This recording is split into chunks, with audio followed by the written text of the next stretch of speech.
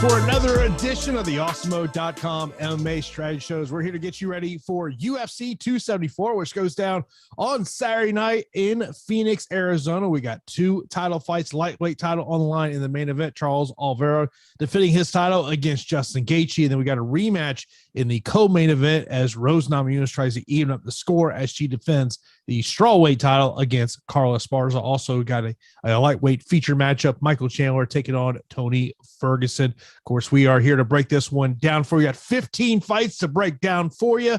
And of course, as always, I'm joined by the fighter, Pete Rogers Jr. We are sponsored by Prize Picks. Talk about Prize Picks later on in the show. Pete, good afternoon to you, brother. Obviously, we got a ton of fights to break down here on this edition of the show, but there are definitely some fights that I look at and I say, man, I don't know how we avoid some of these fights. Yeah, I can't wait. Top to bottom. This is one of the biggest cards I've ever been excited for. Like, I just love it. You have some old veterans. You have some amazing, talented fights that have tons of implications for the division. All in all, it's going to be an exciting card. Tons of fights. Fingers crossed we don't lose anything. But I feel like there's a ton of money to be made, and I can't wait to break this down with you. Oh man, there are some fights on here that are on the trust do not trust list. Oh, yeah. It's just like you sit there and go, oh man, I don't know if I really want to roster those. But let's get right into it. Main event, Charles Oliveira defending the lightweight title against Justin Gaethje. Charles Oliveira 8,500, Justin Gaethje 7,700. And look, if Charles Oliveira is going to go in there with a smart game plan, the game plan is to try to get this fight to the ground. Do not get into the matchup. The one thing I do like Justin Gaethje in this matchup, I mean, look, this is a very close fight. I think if these guys fight 10 times, it may be 5-5. That's how close I think this matchup is. I mean, look, if you tell me this thing plays out on the feet, I love Justin Gaethje in a spot. Charles Oliveira, for whatever reason, tends to find himself getting rocked here early on in the fights. But I mean, look, this is a toss-up fight, and when we're talking about GPP roster constructions, you just can't avoid this fight. Yeah, I mean, it's very difficult to avoid the fight because of the implications of the 5 rounds, the salary as well, where you have Oliveira sitting there at 8,500, Justin Gaethje at 7,700. It's pretty crazy, and it's going to be a banger of a fight because they both are violent finishers.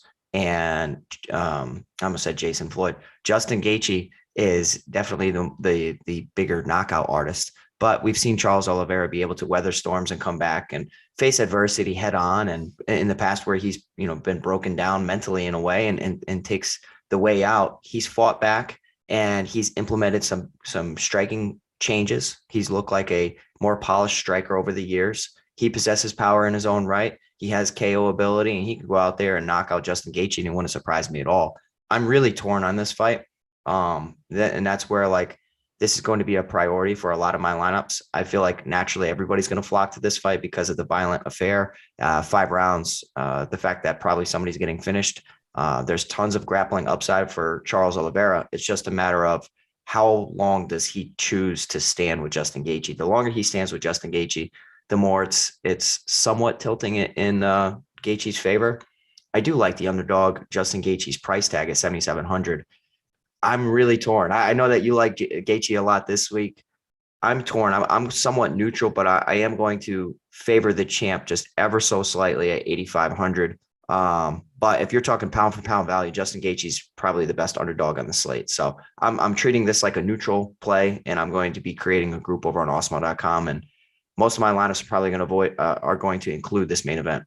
Look, I want to get to both sides of the equation, but to me, it comes down to is if you're the Charles Oliveira coaching staff, like how has the emphasis of this camp has not been like when you look at that Khabib Nurmagomedov Justin Gaethje fight, how do you not look at that as a coach of Charles Oliveira and go, we just got to get this thing to the ground? I mean, look, Gaethje, I mean, look, his path to victory is keeping this fight on the feet. We've seen what he's been able to do with those legs. I mean, look, I think that when you're talking about those fighters under 8,000, Gaethje is one of those fighters that I am going to target. I would imagine by the time I'm done and I do my multiple lineups, I mean, look, I'll probably be in the 35 to 40% range on both of these fighters because I want to get to both sides. I just don't think, I mean, look, and I don't think this thing's hitting round 3. I think this thing is over in under 2.5 rounds. Yeah, and I would agree with you. The one thing that we could see happen in this fight, which possibly could bust some lineups, is where one fighter's taking over the fight early on, and then the other one comes back and, had losing 2 rounds and wins the 3rd round by finish. So you have a relatively underperforming score. But I just see fireworks with this matchup, man. I really do, because if this reaches the championship rounds, I'd be pretty surprised as well. I mean, they're both tough, and they are both going to test each other in all areas. Khabib Nurmagomedov basically cut through Justin Gaethje's ground game like a hot knife through butter. And I think that Charles Oliveira can do the same. The wrestling's not the same, but the grappling is pretty equivalent. So I'm going to slightly side with Charles Oliveira just because I don't think that he's going to stand on the feet as long as we're predicting. But man, this is a fight that's going to be very difficult to avoid.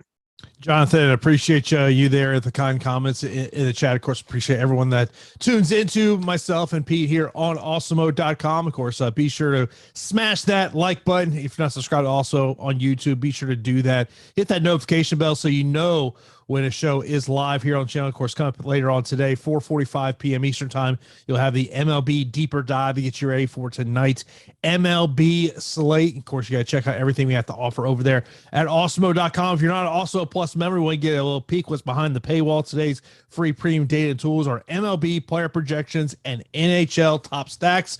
My Lightning looked so much better last night than Monday night. That was a much more enjoyable viewing experience last night for me, Pete, than it was on Monday night. So we'll see as that the comes over here back to Tampa here for game 3. Let's move over to the co-main event rematch between Rose Namajunas and Carla Esparza. Rose Namajunas 9,900 over on DraftKings, 7,300 for Carla Esparza. Of course, as we do the show, just had to look over. FanDuel has not put out their rosters yet for this one.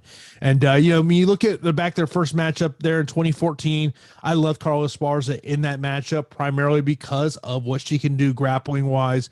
But look, I love Rose Namajunas in this spot here on Saturday. I mean, look, obviously Carla Esparza does have a wrestling advantage in this one. I know a lot of people are going to look at those 5 takedowns that Weili Zhang had against Rose Namajunas in her last fight. But look, in all reality, was Rose sitting in her training camp preparing for takedowns from Weili? No, she wasn't. She was expecting a stand-up brawl. I mean, look, I understand why people want to get to Carla Esparza, but to me, tell me how Carla Esparza wins this fight if she can't get the fight to the ground.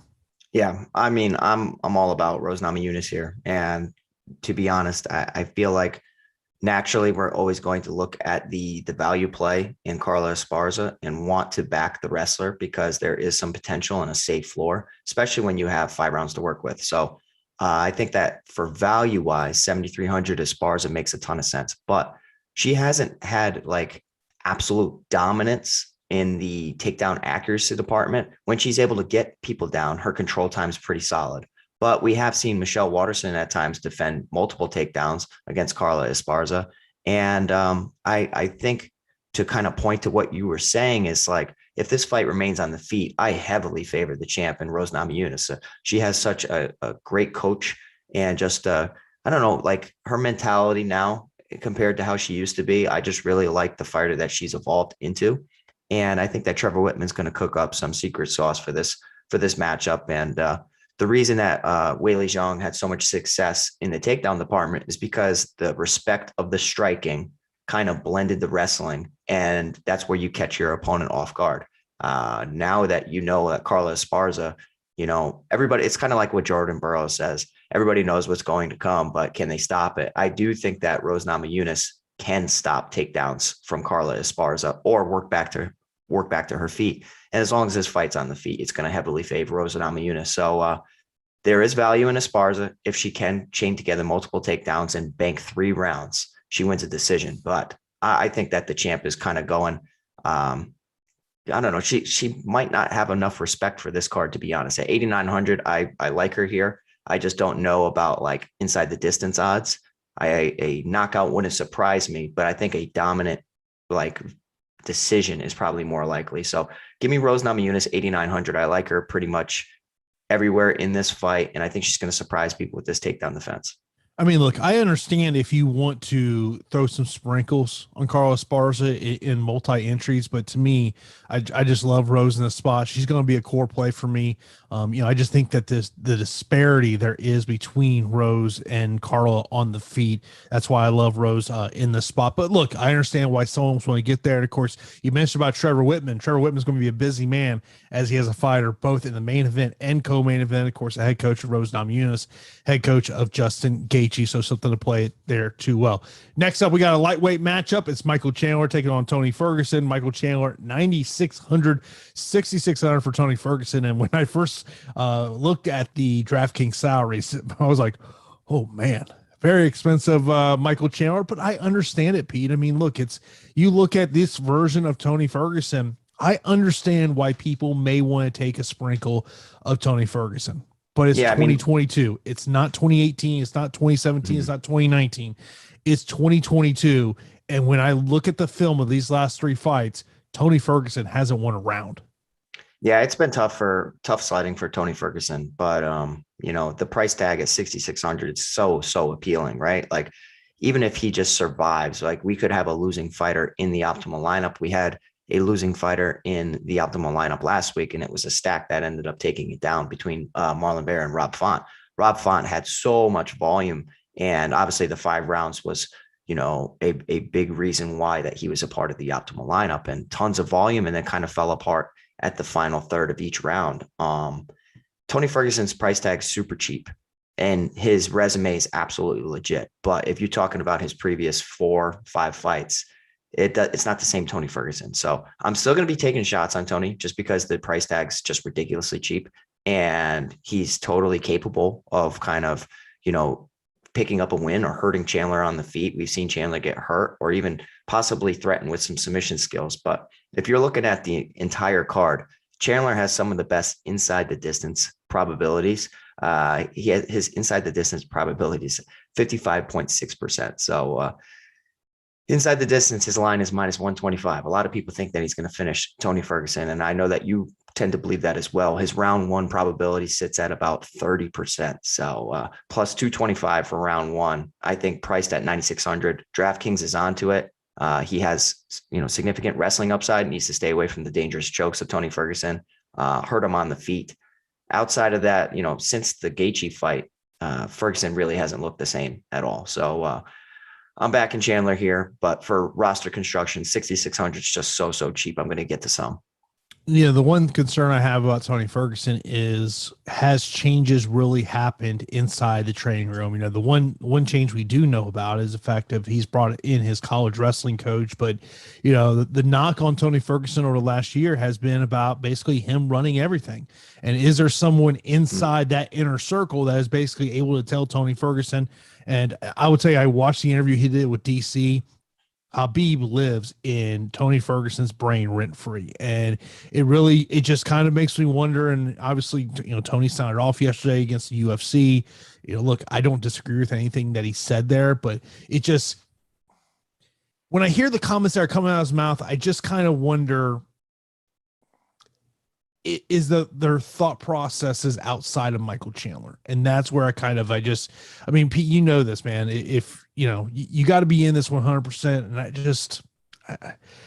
like I said, I understand if you want to take a sprinkle on Tony Ferguson because of the salary, I get it, but I just don't think he has a chance. I just, maybe, if they fought 10 times, maybe he wins 3 times. Yeah. I mean, and that's fair because, he's basically given about a 25% probability of winning this fight. It's more of a DraftKings play than a bet play for me. I would be considering Ferguson just because of the price tag. But as far as like Chandler with props, I like Chandler a lot in this matchup, and so does the field, Jason. So I think he's going to be very popular. Now, of course, if you are not a Awesemo Plus member, gotta let you know we got a hell of a deal going on right now. To start May off right, we've launched one of our best offers of the year for new Awesemo Plus users. Get $7 for a full 7 days of Awesemo Plus Platinum. That's 77% off our usual weekly price. We use the promo code Luca at checkout, or simply just click the link in the video description below to claim your 747 right now. This will give you access to everything we have to offer for every DFS sport out there, including player projections, ownership projection, NBA boom bust tool, lineup builders, and much more. And with the NBA winding down, if you're looking to get started with MLB DFS, then it's a great opportunity to take advantage. We also have our all new F1 projection, USFL, tennis, soccer, and almost any DFS sport out there. We have some tools to help you get that edge you're looking for. That's $7 for 7 days of Awesemo Plus Platinum with the promo code Luca, or just click the link below to activate. This offer is for new Awesemo Plus users only. Please note that Fantasy Cruncher is an add-on and can easily be added with these packages at checkout, but does not include our base packages, nor are the NBA high stakes DFS ownership for projections for the playoffs, which were recently released. Stop guessing, start winning. Join Awesemo Plus today.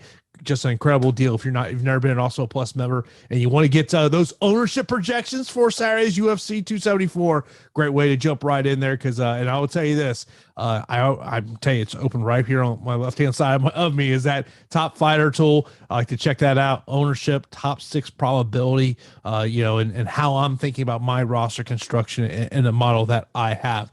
Next up, we got a light heavyweight matchup. You got Mauricio Shogun Hua taking on Ovince St. Preux. 9,200 for OSP, 7,000 for Shogun. And this is one of those fights that to me is in the trust, do not trust list.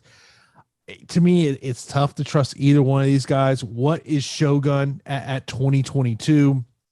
OSP look, he's been an up and down guy for past several years. I mean, it's one of those ones I feel like probably this fight's going to end up optimal, especially if it's an OSP win. But man, it's just tough to trust either one of these guys. Yeah, for sure. I mean, I think that this fight has some optimal implications. According to the betting odds, like you're talking about Ovince St. Preux priced at 9,200 and has some of the best inside the distance odds, pretty similar to Michael Chandler. So sitting at -110, I think that he could be a nice and interesting pivot off of some of these top end options where it's going to be an ugly fight. He could go to the wrestling well. He could finish Shogun Hua via submission. He could pound him out. He could knock him out again. I think that he's in a very, very interesting spot. And this could be a fight where people just don't want to touch it because of the volatility. And anytime that people don't want to touch a fight because of volatility, there's some leverage to be had. So I'm pretty confident that this fight's going to be a high scoring for one of these fighters and low scoring for the other. But I'm going to favor Ovince St. Preux in the matchup, and I think that he gets Shogun Hua out of there. Yeah, man, you talk about boom bust. I mean, this has got boom bust written all over. Another fight to me that is once in the trust, do not trust list. And these are two guys we have seen in the UFC for a long time. Donald Cowboy Cerrone and Joe Lazone. 8,800 for Donald Cerrone, 7,400 for Joe Lazone. Pete, if you tell me this fight ends in the first round, I feel somewhat comfortable saying I think it's a Joe Lazone win. If you tell me this fight hits round 2, round 3, I think it's advantage Donald Cerrone. I would agree with you. And that's why when I was kind of like creating a spreadsheet and I was checking out all these different odds and everything, Vegas doesn't seem to think so. Vegas tends to be favoring Donald Cerrone a little bit more than Joe Lazone. And we know that Donald Cerrone can come out a little flat at times, and Lazone comes out pretty hot and heavy. The round 1 odds are actually reversed, where Donald Cerrone has a better chance in round 1, according to Vegas. I'm not sure if I agree with that, truthfully. So I think I'd have to agree with you, Jason, that the longer this fight gets stretched out, the more Cowboy can kind of get into the fight. He's a momentum and timing based fighter where as he starts to feel comfortable in there, you start to see his potential. And that's why everybody who's fought Cowboy and had success, it's hop on him early. 2 things about Cowboy. It's don't be friendly at the weigh-ins or throughout fight camp with him. And the second thing is go out there, disrespect him in round 1 and try to get him out of there. Obviously, Cowboy Cerrone is my friend. This is an interesting spot for both fighters, right? And this is where another fight where I will be creating a group because I think that the winner of this is going to be pretty high scoring. I don't see any grappling in this situation. I think Donald Cerrone and Joe Lazone will kind of cancel each other out in that situation. I think this is going to be primarily on the feet, where if Cowboy utilizes his long striking, his Muay Thai, he could chew up the leg of Joe Lazone, and his kicks and his head kick setups could be, presented here and have a nice left head kick, similar to how Anthony Pettis did in that victory over Joe Lazone. But Lazone likes to close the distance and implement some wild combinations. And this could be one that's over relatively quickly. So I think the odds are honestly a little too wide. Like 8,800 for Donald Cerrone, 7,400 for Joe Lazone as far as DraftKings. I kind of thought that this was going to be the 8,200, 8,000 fight because it just screams optimal and also volatile. So I think that the salaries are a little off from where they should be. With that being said, for me personally, I'm going to be picking my buddy Donald Cowboy Cerrone. But for lineups, I think that creating a group and kind of just making sure that you get to this fight, in addition to the main event, is probably the safest strategy. I probably have a little bit more confidence in an early finish of Joe Lazone, and over the course of 15 minutes, more confidence in Cowboy Cerrone. And of course, this will be the first fight for Cowboy in over a year. Last fight, the loss that he had to Alex Morono. And for Joe Lazone, he has not fought since 2019 when he had that win against Jonathan Pierce, which at that time, a lot of people felt that was kind of be the retirement fight for Joe, and that he was going to walk away. For those who are not familiar with Joe, runs a successful gym. One thing that's always been said to me is, if you want to see the who's who of Northeast MMA sparring, just roll into Joe's gym on a Saturday, and pretty much everyone's in there. Yep, absolutely. Which is good and bad at the same time, because you're sparring and training with tons of people that you will be fighting within the New England scene. So, but yeah, if you want good training, you go to Lazone's on Saturdays. Yeah, it's it'll be interesting. Look, if you tell me both these guys this is their final fight on Saturday, I would not be surprised with that one bit at all. The best, I just have to interject real quick. The best situation for me as a fan and a friend of Cowboy is that these guys beat the hell out of each other for 15 minutes. They both look great, and then it's a close decision, right? Like, I think, and they kind of can both take positives out of it, and then they can both possibly go towards other things within the mixed martial arts realm. I would really hate to see one of these guys get finished and have to leave on such a bad note. And I really feel like that might happen on Saturday. This is how the sport, look, Joe could go out on that win against JSP. He should, because guess what? JSP is good. But let's just be honest about it.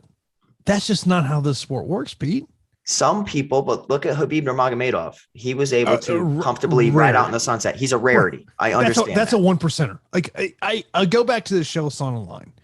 The way you leave this sport is looking up at the lights for most people. It shouldn't be like that. That's where you have like a good coaching staff around you to kind of prevent it from happening. But ultimately, you're the person who signs the contract. But I mean, it's good to leave out on top, man. Okay, outside of Khabib and GSP, can you name someone who left the sport on top? Okay, two of the most level-headed guys in the sport. And I think it goes to show that a lot of people in the sport are not level-headed. But yeah, I don't know. It should happen more often, to be honest. Like, having that sport, decide for you is very difficult. I think you should be deciding when you leave the sport.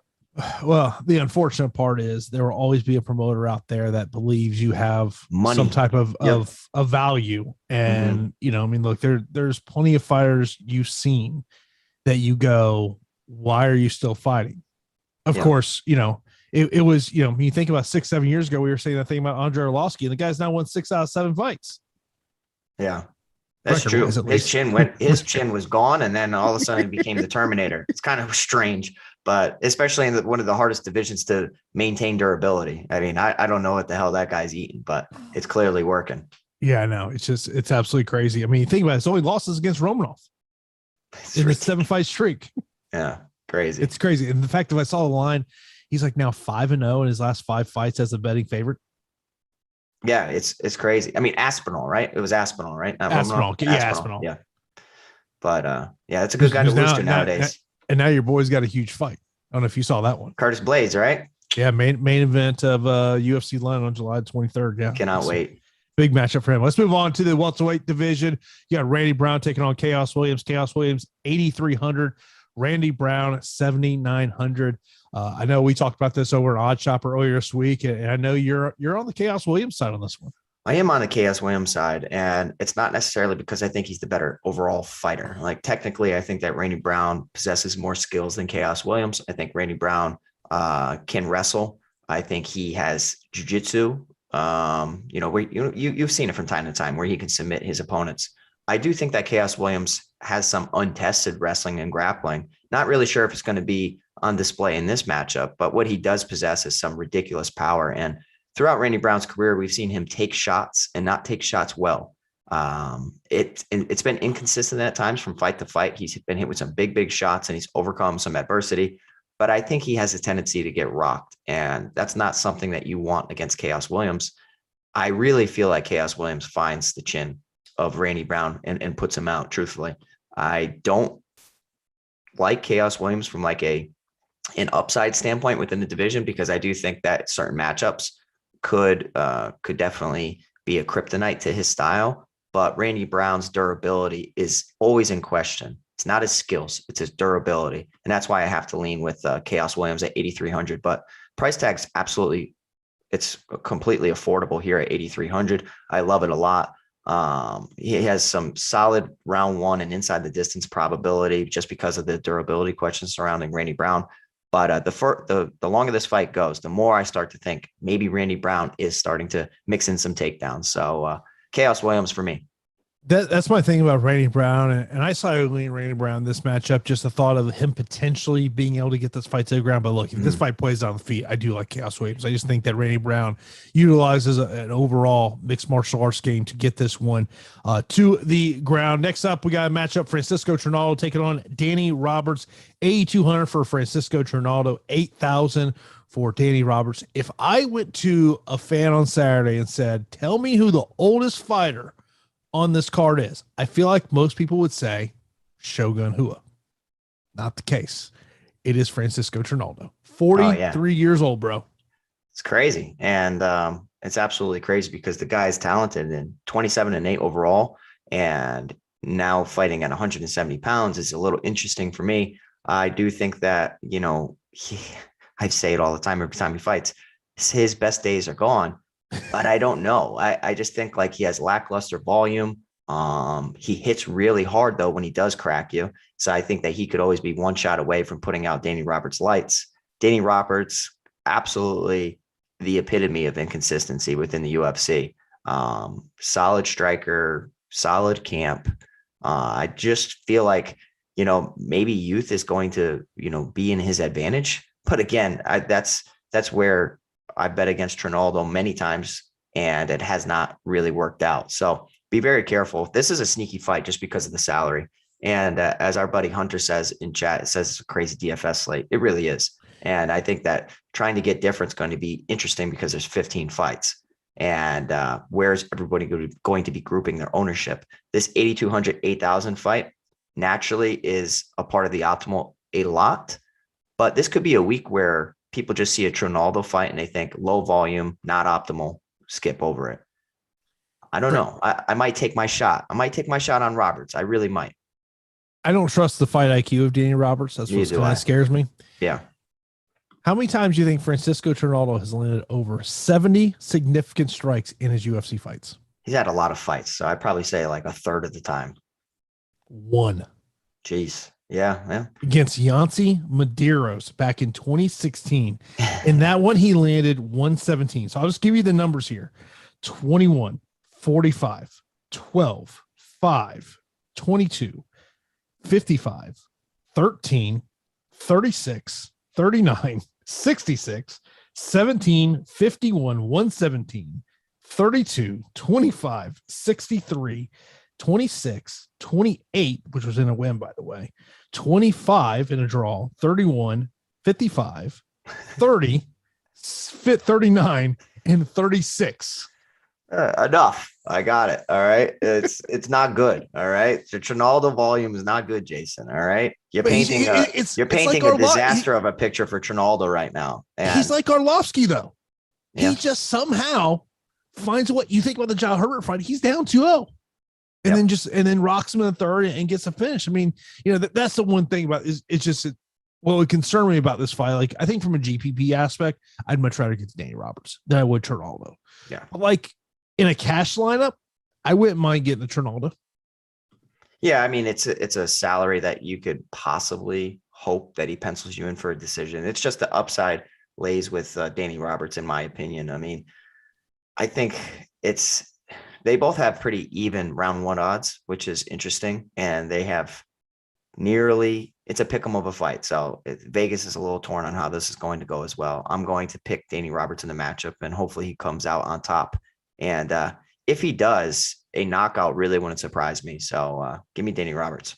Yeah. I mean, I understand why you want to get there. Of course, this is the Awesemo MMA Strategy Show. We're here to get you ready for UFC 274, which goes down on Saturday. Myself and Pete will be back here on Saturday for Live Before Lock-In. We are sponsored by Prize Picks. Of course, use that promo code AWESEMO to get an instant first match deposit of up to $100. And when you sign up, deposit, and play over at Prize Picks, you get 1 free month of Awesemo plus play. You see it right there at the top of the screen, how you can take advantage of that promo. Of course, you'll get an email within 24 to 48 hours how you can take advantage of that free month of Awesemo plus Platinum. And Pete, as I looked at the props over here, and by the way, if you're watching this here on a Thursday or Friday, they do have props up for PFL, so you can check those props that are up over there. Of course, the PFL on Friday night, Bellator is tomorrow afternoon.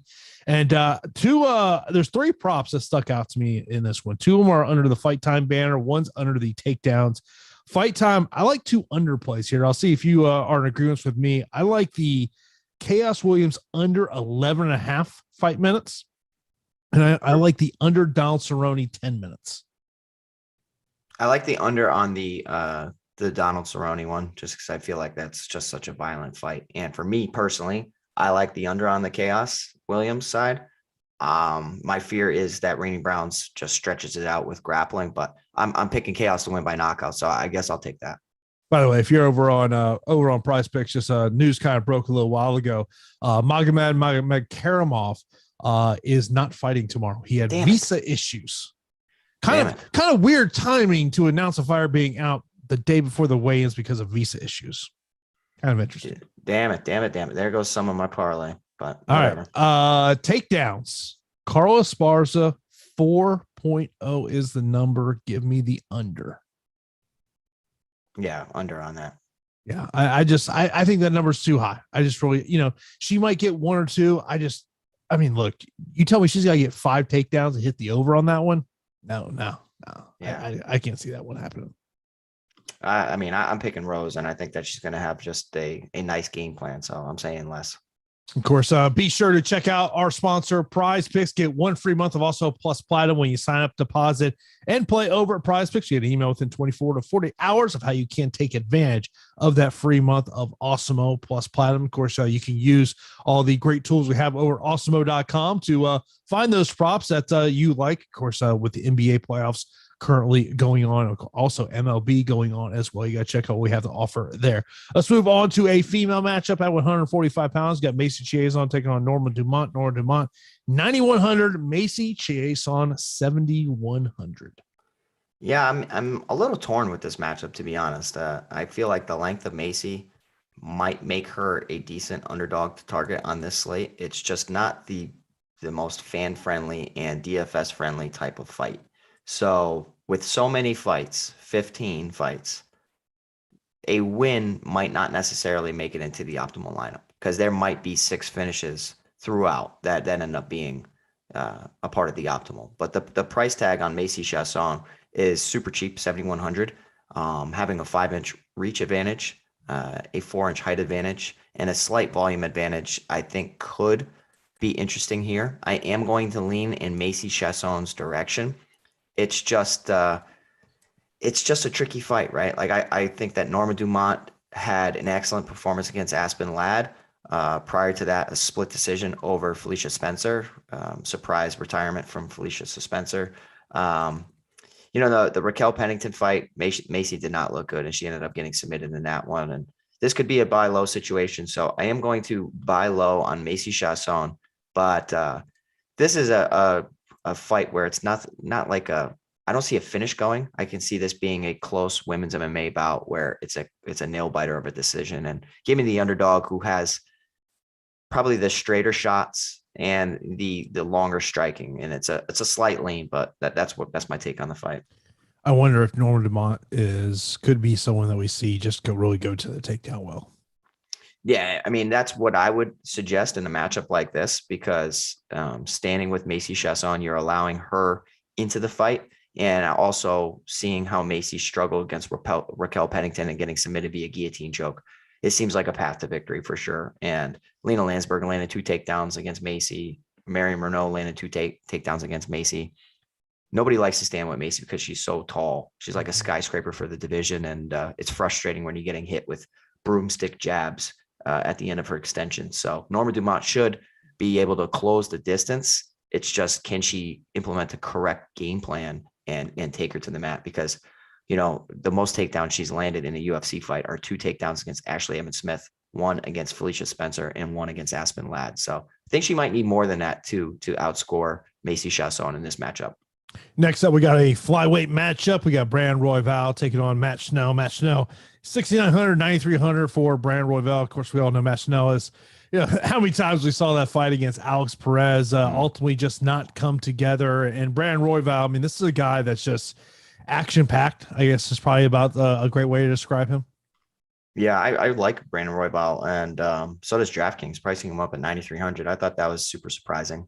I think that Matt Schnell, his durability is always in question because he's been knocked out plenty of times. He's a very technical striker. It's just his striking defense abandons him at times, and his chin abandons him at times. And, you know, I think that he has skills on the mat. He's very good off of his back as well. If this hits the mat, I think that this could be an interesting fight, and something that I would love to watch these two grapple, because I think that they can both have moments. I do think that the activity of Brandon Royval should be enough in a matchup like this against Matt Schnell. And I think he's going to test that durability, and based in comparison to the rest of the slate, he has some of the best inside the distance odds as well, sitting at -105. So I like Brandon Royval here. I think everybody's going to like Brandon Royval here. It's just, you know, Matt Schnell having to avoid a big shot or avoid getting finished. It's very tough to do so against a reckless and wild Brandon Royval, but Royval's not the biggest power puncher. So give me Royval 9,300. A little worried about his upside though, you know, because he's not a power puncher. He's an activity type of fighter. And there are some other spots, like you could go down to Ovin St. Preux at 9,200. And I think that, you know, that seems like a much more volatile fight. Mm-hmm. Yeah. I mean, the one thing that always concerns me about Brandon is just, I mean, you know, I always talk about this line with fighters of like, there's that line of, you know, being aggressive, but then there's that crossing that line of being over aggressive and being reckless, and where you may potentially be, you know, giving your opponent some type of option. That's the thing that always concerns me about Brandon, is he's just a guy, he's going to go for it. I mean, like, the one thing is, he is going to fight for our money. I mean, there is no question about it. He is one of those guys you sit there and say, no matter whether he's a big favorite or, you know, it's a pick 'em fight, where the odds may be, he's just a guy that's going to fight for your money. And that's why you like having him in your lineups. Next up, we got a heavyweight matchup. Bagoy Ivanov taking on Marcos Rogerio de Lima, 8,400 for Bagoy, 7,800 for de Lima. This is one of those fights that, I mean, with de Lima, you know, you just feel like, you know, it's a 5-round gas tank with him. Yep. You know, and with Bagoy, this is a guy that's just, I mean, he's tougher than a $2 steak, Pete. Yeah. I mean, Rogerio de Lima, he's got round 1 upside for sure. But outside of round 1, he really falls off a cliff. And I do think that Blagoy Ivanov's durability and the list of fighters he's fought throughout his tenure, it proves that he's super, super durable and extremely tough. And I also like the fact that he can chain some takedowns together if he needs to. Getting Rogerio de Lima on his back is a very advantageous position because he seems lost there. He's been submitted multiple times. And you combine that with his cardio woes. And I do think that there's some sneaky upside here for Blagoy Ivanov, who normally is a fighter I don't like getting to, but based on the concerns I have about Rogerio de Lima, who let's give him credit. He's looked really good in his wins, and he throws really hard. and he has KO upside and Father Time's undefeated. So maybe Blagoy runs into a shot. It's not impossible. All I'm saying is that he's fought tough competition who have not put him away. So I think that Blagoy, even though I'm sitting here at 8,400, is one of the best pound for pound values, if you want me to be honest. And I think that there's some sneaky upside, a takedown, a submission finish, a ground and pound finish, something that I don't normally say for Blagoy, even all fights, but it's more about Rogerio de Lima's collapse in rounds 2 and 3. And even whenever he's put on his back, than it is about Blagoy's skill set. So Blagoy's talented, but he's all right. You know what I mean? So give me Blagoy even over 8,400. And this is a sneaky fight to target either side. Yeah, I definitely like the Blagoy side, but you great point. That first round upside of De Lima is something we definitely have to consider. Next up, we got Andre Fijo taking on Cameron Van Camp. Fijo, one of the most expensive fighters on the card, 9,500, 6,700 for Van Camp. And, you know, we talked about this earlier this week to me, I relate what we've seen out of Andre Fijo since coming to the UFC, kind of what we've seen with Joaquin Buckley since he's come to the UFC. You think about Andre when he was in Bellator, LFA. I don't think we didn't see this version of him back in his Bellator and his LFA days, kind of like what we've seen with Joaquin Buckley since he's come to the UFC. I mean, look, if you're Cameron, you know what's coming. You know that storm is going to come here. You definitely love the upside here of Andre Fialho because of those power that he has in his hands. Yeah, I really like Andre Fialho here. 9,500, completely fair up against an opponent on somewhat short notice, and Van Camp priced at 6,700. Van Camp's basically brought in to fill a spot, get Fialho another matchup on an exciting card, and Fialho expressed interest in staying active. And anytime you knock people out, how he knocked out Miguel Baeza, which hurt my heart, the UFC is going to answer your call. So I do think that, Fialho is going to have some of the best inside the distance odds already. It's at -145. So priced at 9,500, I really like him. And I do think that he has a strong camp behind him. He has solid takedown defense, nothing incredible, but I would expect Van Camp to look to close the distance and not try to strike at range as much, try to make this a little bit uglier. And I'm siding with Fialho pretty heavily. I mean, I would be very, very shocked if he lost this matchup, because you go to, running through Miguel Baeza, after having to weather a storm, to now losing a fight to Van Camp, it would really, really surprise me. So, Fialho's the play. Yeah, I mean, I think one of the things about this slate coming up on Saturday is that, there obviously are going to be some high-end people that I want to target. Andre Fialho is going to be one of those people. So when you're talking about trying to get to, say, two fighters that are 8,800 and above, you're going to have to take some chances.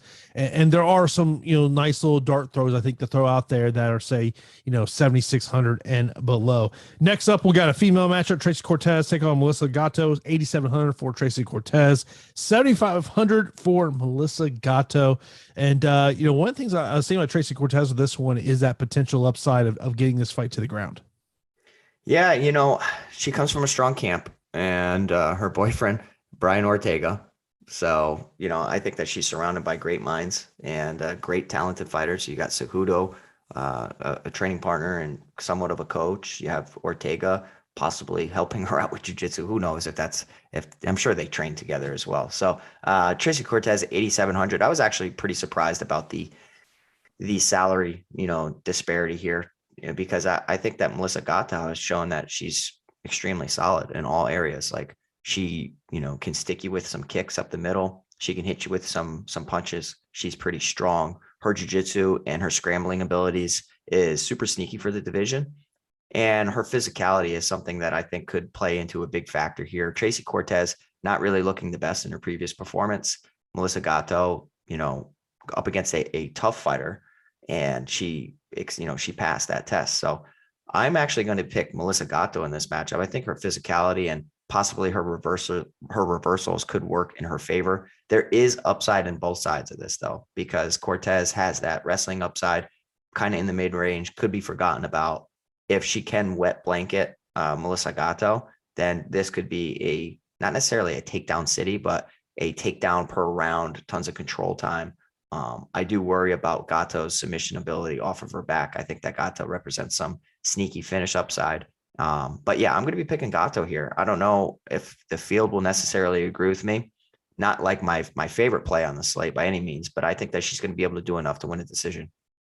Look, I do like Tracy Cortez, but I will tell you, I think it could be, from a roster construction aspect, could be a little difficult for me to get to her based on some of the other fighters that I truly want to get to. Of course, what Pete and I love to see after the fights are over, we love to see those winning screenshots. And we want to see you go into the Awesemo Hall of Fame this week. Of course, to go into the Awesemo Hall of Fame, you got to be rock that Awesemo avatar on your DFS profile. You can get that over at awesemo.com/avatar. When you place in the top 3 of a contest with over 5,000 contestants, tweet your wins at Awesemo HOF, and you win a free month of Awesemo Plus Platinum. Only one free month can be awarded to a user per calendar year. Congratulations to Barry, taking down over $3,700 over there on DraftKings for first place there in MLB. Michael taking down $10,000 in a FanDuel contest with MLB. Congrats there on that 10K win. Also, Jerry taking down first place in a DraftKings mini max contest over there. We're taking down $2,000. Congrats to you.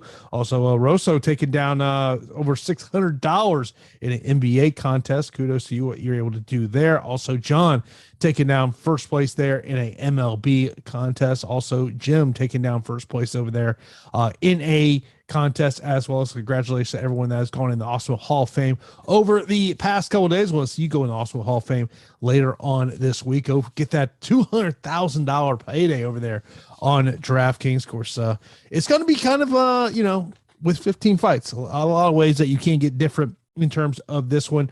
Next up, we got a matchup there at 125 pounds. Grayson Rodriguez taking on CJ Vergara. 9,400 for Rodriguez, 6,800 for Vergara. And I definitely know where Pete lies on this one. Yeah, I like Clayton Rodriguez quite a bit. I mean, I think that this kid has a tremendous skill set. Solid striking, sneaky kicks, underrated grappling. I think that, CJ Vergara is very tough and is a technical striker. And, it's going to be a nice test. And sometimes just like it's a proper test for Clayton Rodriguez for his career. And you want to see these little evolution, steps where Rodriguez passes this test. You give him something a little bit stiffer. For this division, I think that he presents some interesting skills. So I'm going to be backing Clayton Rodriguez pretty heavily here. 9,400 in a division where finishes are somewhat hard to come by, but it's replaced with activity. I'm still going to get to Clayton Rodriguez because of the potential of everything that I see. Vergara, has solid volume and will probably be going relatively unowned, but I think it's deservedly so. I'm going to be picking Rodriguez pretty handily. Yeah, I like Rodriguez, and I think he's going to be someone that people are going to look at in terms of that one. Also do want to pay attention there to the weigh-ins. Next up, we got a female matchup. Carnelossi taking on Godinez. 9,000, 7,200 for Carnelossi. And when we talk about what fighters could be going to take down City, to me, Lupe Godinez utilizing wrestling will be her key to victory here. Yeah, I like Lupe Godinez here against Carnelossi. Carnelossi is a fighter who I think can gas, and I think that Lupe Godinez's work rate and her pressure and pace can present some interesting upside in a situation like this. The striking and the volume will probably favor Ariana Carnelossi, but her striking defense is something that is a little worrisome because Carnelossi, her metrics aren't the best. She gets hit a ton. And Lupe just strikes enough and initiates tons of takedowns, which will zap anybody's energy. I mean, her average takedowns for 15 minutes of 4.57. So Lupe is like, I think that she has some interesting ceiling on this slate, and I'm going to be backing her. She was on quite a roll, going on such a ridiculous active streak of trying to just get in the cage as much as possible. And now taking some time, having a full training camp, allowing your body to kind of heal a little bit and peak. I think peaking is more important than anything. Like competing and staying active is great, but getting your body into optimal shape, into peak performance is very important. So I think that Godinez is an interesting play here at 9,000, and I'm backing her quite a bit. I'm going to tell you something that's probably going to blow your mind here. So I hand-built a lineup right before the show. Yep. I put Journey Newsom in my hand build. First fight of the night. Oh boy. And you know me in the first fight of the night. First fight of the night, we aren't BFFs. Yes. 7,600 for Jerry Newsom, 8,300 here for Fernie Garcia. Did I have that right? Or 7,900? Yeah, 7,600 for Garcia or Newsom, excuse me. Yeah, and I know Newsom is a guy that you've been kind of on this week. Yeah, I've been on it, and we talked about it earlier in the week, and I just think it's a spot, right, where a guy who's had UFC experience and a guy who trains with some high-level training partners, Ricky Simone being a main training partner that he's been getting work in with out of ATT Portland, I believe. Is that the correct, Jim? Yes. And, you know, I think that Journey Newsom at 7,600 is just an interesting spot. I don't think that many people are going to get to him. I am. Yeah. I'm going to get to him because I think that he packs some ridiculous power in those hands. He's going to be probably at a volume disparity, which is always worrisome, but he's a solid Brazilian Jiu-Jitsu practitioner as well, just awarded his black belt. And I would love it if he started to test the grappling of Garcia. And you already know when you're training with Ricky Simone, he's forcing you to engage in grappling a lot, throwing hands and forcing you to engage in grappling and, you know, reversing wrestling situations and scrambling. So I think that Newsom's in an interesting spot here at 7,600. I'll be backing him, but it's not like I'm locking him in. It's an underdog that I circled and I think is kind of going a little disrespected for this card. Yeah, when I think of that ATT Portland gym, I think of a gym that's primarily more about grappling. Mm-hmm. It is striking, and I kind of feel like that's why Journey Newsom went there to really work on the grappling side of this game, and it's going to be interesting to see how that does play out. Samuel, appreciate you in the super chat. We'll get to your questions here momentarily, but Pete, let's get into our straight up fight picks. These are not DFS related, and I've got a couple underdogs highlighted here. Okay, all right. Let me. Underdog number one will be Justin Gaethje over Charles Oliveira. Oh God, you can't go wrong with this fight. I'm going to say Charles Oliveira. Look, it's going to be a great fight. I mean, at the end of the day, like it's one of those things of, you know, we'll see where our lineups are at heading into this main event, but I'm just expecting that it's going to be a great fight. In the co-main event, I like Rose Namajunas to retain the title. Yeah, Namajunas. Michael Chandler over Ferguson. Chandler. I will go St. Preux over Shogun. St. Preux. Underdog number two, Joe Lazone. I completely get it and respect it. I'm picking my friend Cowboy Cerrone, and that's my reasoning. So, underdog number three on the DraftKings odds, I will go Randy Brown. Okay, I'm going Chaos Williams. I will go with Francisco Trinaldo. Going Danny Roberts. Ooh. I will go Norma Dumont. I'm going Macy Chasson. Oh, wow. Well, we're getting different here. Brad Royval. Royval. Yeah. I'll go Blagoy. Blagoy. Fialho. Andre Fialho. Yep. Cortez. Gato. Okay. Rodriguez. I'm pretty sure we're going to agree on that one. Yep. Rodriguez. I'll go Godinez. Godinez. And my last underdog, Journey Newsom. Journey Newsom for me as well. Yeah. Samuel, appreciate you there in the super chat with his usual questions here. Wow, Sam, you've been pretty good with these numbers. That over-under is terrible. Bro, you really fights. Sam, you've been great. Now I think we knocked you down a couple pegs. You just went backwards. Bro, Sam, that number needs to be like 9.5. Yeah, I was gonna say minimum 8.5. Minimum. Yeah. You said that number is 6.5. I'm going to the I'm going to the bank, see if I can get a loan. Yeah, we're pound the over. We're putting everybody's 401k and their life savings on that line right there, Sam. Watch it hit though. Yeah. Top two cash. Pull up my sheet. I mean, like I hate to just sit there and just give out two high end plays. Fialho and Rose for me. Okay, I'm going to say Fialho and Chandler. It's got to be, right? Two top end. Yeah. Top two GPPs. Kind of hard to narrow only two of them down on this card.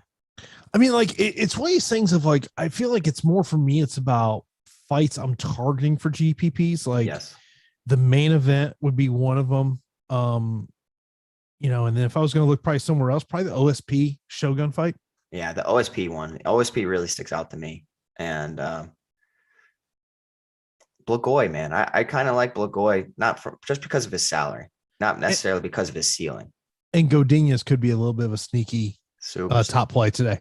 Top two underdogs. So for me, I mentioned about there's some underdogs I like in this one.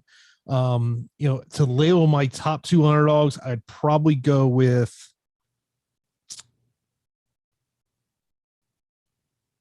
Gaethje and I think Joe Lazone too, right? Yeah, I'd probably go Gaethje and Lazone. Favorite inside the distance. Fialho will be mine. Fialho he has the best inside the distance, and Chandler has the second best. Dart throws. Newsom, a bigger dart throw, Rogerio de Lima, because of that first round upside. Okay. Yeah. I mean, that's fair.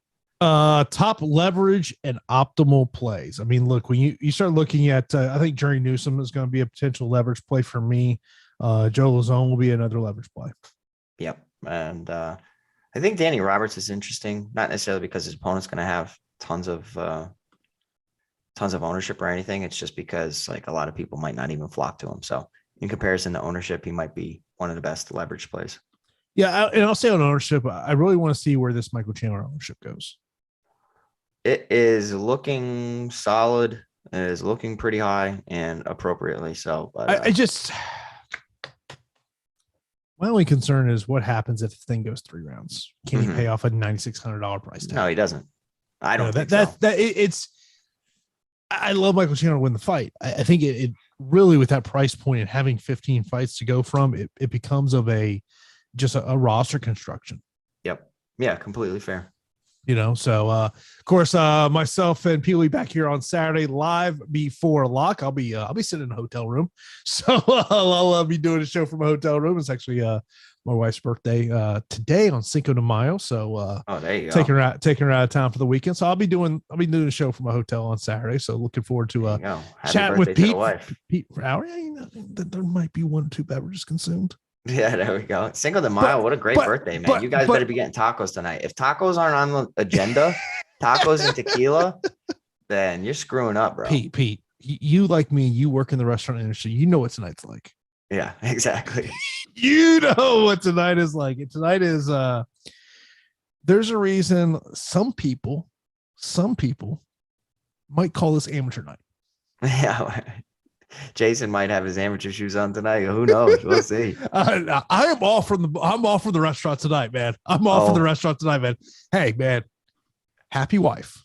There you go. Happy life. There we go, bro. Good job. That's the way it works. And hopefully we're celebrating some cash on Saturday night for UFC 274. Of course, you're back here on Saturday. Of course, huge thanks to our sponsor, Prize Picks. Be sure to check that out. And we will talk to you on Saturday for Live Before Lock. Have a good day, everybody.